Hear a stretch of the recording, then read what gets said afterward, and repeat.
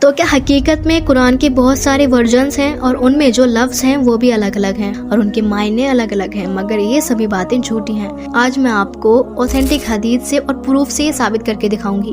محمد صلی اللہ علیہ وسلم پر جو قرآن نازل کیا گیا تھا وہ ایک ہی نازل کیا گیا تھا، مگر اس کے ڈائلیکٹ اور ریسیٹیشنز الگ الگ تھی، مگر یہ سبھی ڈائلیکٹس اور ریسیٹیشن محمد صلی اللہ علیہ وسلم نے صحابہ کو، لوگوں کو خود اپنے آپ سے سکھائی تھی۔ تو سب سے پہلے ہم بات کرتے ہیں احرف کی، جس کو ہم ڈائلیکٹس بھی کہتے ہیں۔ قرآن 7 ڈائلیکٹس میں نازل کیا گیا تھا۔ کوئی بھی پوچھ سکتا ہے کہ ایسی ضرورت کیا پڑی کہ 7 ڈائلیکٹس میں نازل کیا گیا؟ تو ایسا اس لیے تھا کیونکہ عرب کے جتنے بھی ٹرائب تھے، قبیلے تھے، وہ الگ الگ ڈائلیکٹس بولا کرتے تھے، ان کے الگ الگ طریقے تھے عربی بولنے کے، اور یہی بات بخاری اور مسلم کی حدیث سے بھی ثابت ہے، جہاں پہ محمد صلی اللہ علیہ وسلم فرماتے ہیں کہ قرآن کو 7 ڈائلیکٹس میں 7 احرف میں نازل کیا گیا ہے، تو تمہیں ان میں سے جو کوئی بھی آسان لگے اس کو پڑھو۔ جتنے بھی احرف ہیں ان کی پروننسیشن، ورڈ کی چوائسز اور ساتھ ہی ساتھ سینٹنس کے آرڈر بھی ڈفرینس ہے، مگر اس کے سمجھنے میں اور میننگ میں یا پھر اس کی تھیولوجیکل اس میں کوئی ڈفرینس نہیں ہے، ایک ہی ہے سب۔ ایزی لینگویج میں سمجھاتی ہوں۔ فار ایگزامپل 2 لفظ ہیں، ایک ہے تعلمون اور دوسرا ہے یعلمون۔ ان دونوں کا مطلب ہے وہ جانتے ہیں۔ یہ دونوں ہی لفظ الگ الگ قبیلوں میں بولے جاتے تھے۔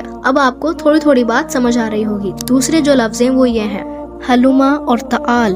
ان دونوں ہی لفظوں کا مطلب ہے کم ہیئر، یہاں آؤ، اور آلدو ان کا مطلب سیم ہے مگر لفظ الگ الگ ہیں۔ آئی ہوپ آپ کو سمجھ آ رہا ہوگا۔ یہ بالکل ایسا ہی ہے کہ اگر آپ کلر لکھیں، ایک ہی ہے مگر لکھنے کا طریقہ تھوڑا سا الگ ہے۔ ہاں، مگر آپ یہ سوال ضرور پوچھ سکتے ہیں کہ اگر 7 ڈائلیکٹس ہیں قرآن کے، تو ایک ہی قرآن کو اسٹینڈرائز کیوں کیا گیا تھا حضرت عثمان رضی اللہ تعالیٰ کے ذریعے؟ تو اس کا ایک سمپل سا ریزن ہے کہ جب اسلام بہت زیادہ پھیلا تو باہر کے لوگ اسلام کو ایکسپٹ کرنے لگے، باہر کے لوگ سعودی عرب میں آنے لگے، تو وہاں پر بہت زیادہ کنفیوژن کریٹ ہوا کرتا تھا ڈائلیکٹس کو لے کے، کیونکہ ڈائلیکٹس الگ الگ قبیلوں میں الگ الگ تھے۔ ان چیزوں کو سولو کرنے کے لیے حضرت عثمان رضی اللہ تعالیٰ نے، جو اس وقت کے خلیفہ تھے، انہوں نے قریشی ڈائلیکٹس کو اسٹینڈرائز کیا تھا، اور یہ ڈائلیکٹس محمد صلی اللہ علیہ وسلم کے قبیلے کا تھا، اور وہ خود بھی اسی ڈائلیکٹ میں قرآن کو پڑھا کرتے تھے، اور اس کو اسٹینڈرائز کرنے کے بعد انہوں نے اس کی بہت ساری کاپیز بنوا کر الگ الگ ریجنز میں بھجوا دی تاکہ اس کو پریزرو کیا جا سکے۔ اور دوسری بات جو میں آپ کو بتانا چاہتی ہوں وہ ہے قرات۔ قرآن کو اسٹینڈرائز کر دیا تھا تو اس کے باوجود بھی جو قرآن کا اورل ٹرانزلیشن تھا، جس طرح سے وہ پڑھا جاتا ہے، اس کو بھی سیکیور کیا گیا قرات کے ذریعے۔ اور ایسے 10 قرآن کے اوتھینٹک قرات کے اسٹائل ہیں جس میں ان کے گرامیٹیکل یا پروننسیشن ہے اس میں فرق ہے، مگر اس کے کور میننگ میں یا پھر اس کے مطلب میں بالکل بھی فرق نہیں ہے۔ اور ان 10 قرات کی جو چین آف نریشن ہے وہ محمد صلی اللہ علیہ وسلم تک جاتی ہے، اور ہر ایک قرات کو آپ ٹریک کر سکتے ہو۔